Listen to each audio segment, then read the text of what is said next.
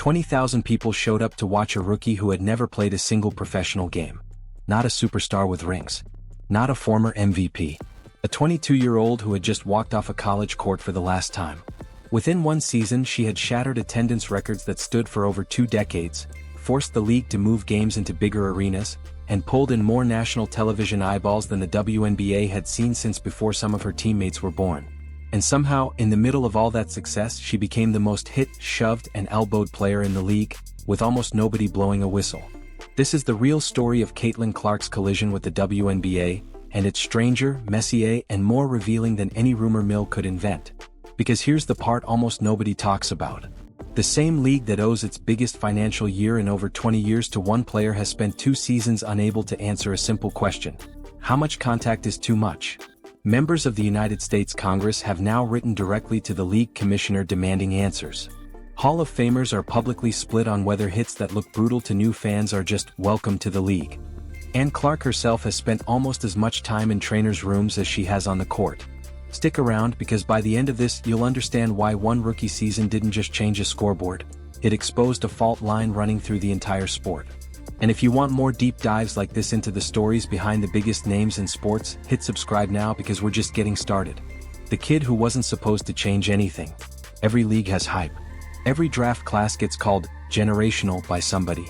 Most of the time, it's noise that fades by June.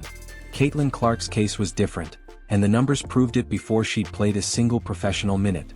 She arrived from the University of Iowa as the all-time leading scorer in NCAA Division I history, a 2-time Naismith Player of the Year, and the face of a women's college basketball boom that had already broken viewership records against men's tournament games. So when the Indiana Fever made her the first overall pick in 2024, expectations weren't just high. They were unprecedented for a sport that, by its own admission, had been fighting for relevance in the shadow of bigger, richer leagues for almost 30 years. What happened next wasn't hype. It was math. The Fever had averaged just over 4,000 fans per home game the year before Clark arrived. One of the worst attendance figures in the league. In her rookie season, that number exploded past 17,000 per game, an all-time WNBA record for any franchise in the league's history. Home and away combined, Indiana drew more than 600,000 fans across the season, obliterating the previous single-season league record by hundreds of thousands. It didn't stop at attendance. In June of that rookie year, more than 20,000 fans packed an arena in Washington, D.C. to watch the Fever play the Mystics, the most attended WNBA game in 17 years. A few months later, the same 2 teams broke that record again, with over 20,700 fans at Capital One Arena for Clark's regular season finale. League-wide, attendance hit its highest mark since 1999, with over 2,300,000 fans walking through turnstiles across the season, a jump of nearly 50% from the year before. Television told the same story. Viewership climbed across every platform the league had, pulling in younger audiences and casual sports fans who had never tuned into a WNBA broadcast before. Clark herself finished the season with the single-season assist record, was named to the All-WNBA first team as just the 5th rookie in league history to earn that honor, and won Rookie of the Year with 66 of 67 possible votes, one shy of unanimous. By any measure you want to use, attendance, ratings, merchandise, ticket resale prices, this wasn't a good rookie season. It was one of the most commercially significant seasons any player in the sport had ever had. And that success came with a shadow that would follow her from her very first month in the league. The foul that started the debate. Rewind to Clark's rookie year, barely a few months into her professional career. In a game against the Chicago Sky, veteran guard Chindy Carter hip-checked Clark hard on an out-of-bounds play where Clark didn't even have the ball. Officials on the floor didn't call a foul at all. It took public backlash before the league retroactively upgraded the play to a flagrant foul the next day. That single moment cracked open a debate that has never really closed since. Was Caitlin Clark being officiated fairly, and was the physical treatment she absorbed just normal welcome to the league toughness, or something the league needed to step in and address? The debate has split the league itself. Some veteran players and commentators argue this is simply what rookies have always faced, a rite of passage as old as the WNBA, where physical, sometimes borderline contact tests whether a young star can handle the professional game. Others, including some of Clark's own coaches, argue that specific incidents have crossed a clear line from physical to dangerous, and that officiating crews have been inconsistent, sometimes missing obvious fouls in real time and only correcting them under public pressure after the fact. Neither side is inventing the incidents. They're real, they're on video, and the league's own disciplinary process has repeatedly had to revisit calls it got wrong live. When it escalated to Washington. 2 years into Clark's career, the physicality question stopped being just a sports talk argument and became a matter of public record in the halls of Congress. In June of 2026, Phoenix Mercury forward Alyssa Thomas made contact with her fist to Clark's throat during a live game. No foul was called on the floor. It was only afterward, once the league reviewed the play, that officials upgraded it to a flagrant foul and suspended Thomas for 1 game for what the league itself described as reckless contact.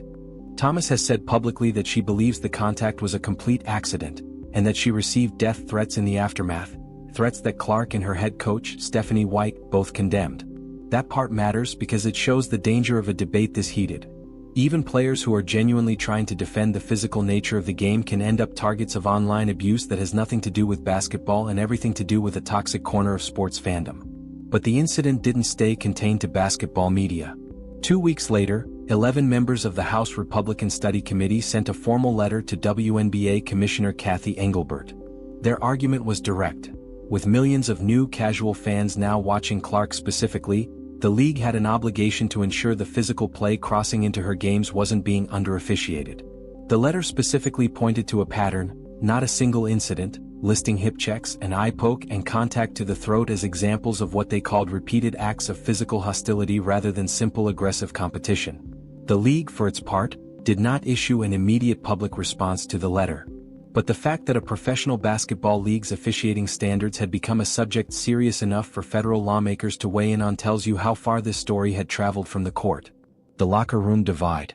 What makes this genuinely complicated and worth understanding rather than flattening into a simple hero versus villain story, is that WNBA players themselves are not united on this question. Sydney Colson, an 11-year veteran and 2-time champion, said on national television after the Alyssa Thomas incident that she didn't consider the play a true flagrant foul by the standard she grew up playing under, even though officials and the league ultimately disagreed. Her comment reflected something real, a generational divide in how physical play has historically been treated in the WNBA, where harder contact was often seen as an initiation rite for new stars, and where some of the league's most decorated veterans built their careers and reputations on exactly that kind of aggressive physical style. To longtime fans, that history is context. To the millions of new fans who arrived specifically because of Clark, watching a foul to the throat go uncalled in real time looks like something closer to a clear violation with no ambiguity at all. Both perspectives are genuinely held by people inside the sport, and both have been voiced publicly by current and former players. This isn't a manufactured controversy. It's a real disagreement about the identity of the league, playing out in real time, with Clark unintentionally standing at the center of it simply because of how much attention follows her onto the court. The coach who said the quiet part out loud. Clark's own head coach, Stephanie White, has not been shy about her frustration. After one particularly chippy game against the Connecticut Sun, White publicly stated that not every foul is a bad foul, but that some of the fouls in that specific game were flagrant, plain and simple. In a separate incident that same season, a chaotic sequence led to 3 technical fouls, a flagrant 1, and eventually a flagrant 2 with an automatic ejection, sparking a benches-clearing scuffle between the Fever and the Sun. White's response afterward was pointed but broader than just her own team. She said bad officiating is bad officiating, and that it's a problem affecting every team in the league, not only the Fever. That distinction matters. White wasn't arguing Clark specifically was being singled out by referees. She was arguing that the WNBA's officiating consistency as a league-wide issue had become a genuine competitive problem, one that just happened to be magnified by how many more people were now watching every single game Clark played in. The body pays the price. While the officiating debate raged in the background, Clark's own body became the story in a much more personal way. She entered the WNBA with an almost unheard-of durability record, having played 139 consecutive games during her college career without missing a single one. Her rookie professional season continued that trend. She played in every game. Her second season told a completely different story. A left quadriceps strain in May sidelined her for weeks. She returned only to be hit with additional issues, an ankle bone bruise, further quad tightness, and eventually a season-ending groin sprain that the team didn't confirm as final until early September. In total, injuries limited her to just 13 appearances out of a possible 44 games that season. Her scoring, efficiency, and three-point shooting all dropped compared to her rookie year, a decline she and her team have directly tied to playing through and around a body that simply wasn't cooperating. She's since described that stretch in strikingly honest terms, calling the experience of being sidelined incredibly isolating, and saying it taught her more about caring for her body than her entire career up to that point combined. Remarkably, even without her on the floor for most of that season, the Fever made a run all the way to the semi-finals of the playoffs, pushing the eventual champion to the brink, a testament to the depth the team had built around her, even in her absence. Entering the following season, Clark declared herself fully healthy and ready to go, only for a preventative back issue to crop up almost immediately, described by her team as something that needs regular in-game adjustment rather than a structural injury. She has continued to deal with intermittent setbacks since, missing stretches here and there even while insisting she feels close to full strength. What the Rivalry story actually looks like.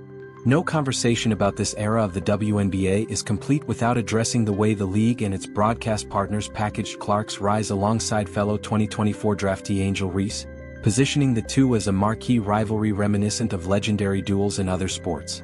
The commercial instinct made sense. Two electric young stars, contrasting styles, a built-in storyline for casual fans to latch onto. But the actual on-court and box office numbers from that rookie season tell a more one-sided story than the marketing suggested. Indiana's average road attendance that year was over 15,000 fans per game, more than 4,000 higher than the next closest team, which was Reese's Chicago Sky. Ticket demand for Fever road games consistently outpaced every other matchup on the schedule, to the point where multiple opposing teams moved Clark's games to larger arenas specifically to capture the demand. None of that erases Reese's own accomplishments, her Rookie of the Year caliber play, her rebounding dominance, or her role in building the WNBA's overall audience. But it does mean that framing the two as commercially equal was, at minimum, an oversimplification that the attendance and ticket data didn't fully support. Why this story isn't going away? Strip away the noise and what's left is a genuinely rare situation in professional sports. A rookie whose commercial impact outpaced the league's institutional readiness to handle it. The WNBA's attendance and ratings numbers prove Clark's arrival was one of the most significant single-player impacts in the modern history of American professional sports leagues. The officiating controversies, the congressional letter, the split reactions from veteran players, and Clark's own injury history prove that the growing pains around that impact were just as real, just as public, and nowhere close to resolved. There's no hidden conspiracy required to explain any of this. Just a league that grew faster than almost anyone, including the league itself, was prepared for, and a 24-year-old at the center of it, absorbing both the record-breaking crowds and the physical cost of being the biggest draw the sport has ever had. Whatever happens next in Clark's career, whether the officiating debate finally gets a consistent answer, whether her body holds up through a full healthy season, or whether the next generational rookie changes the equation all over again, one thing is already true and already in the record books. For one remarkable year and in flashes ever since, she changed what people believed a WNBA season could look like. If this kind of deep, fact-checked breakdown of the stories behind the sports headlines is what you're here for, make sure you're subscribed because there's a lot more of this coming. Drop your take in the comments. Do you think the physicality debate gets fixed or does it just keep following the league's next breakout star? Let's talk about it down below.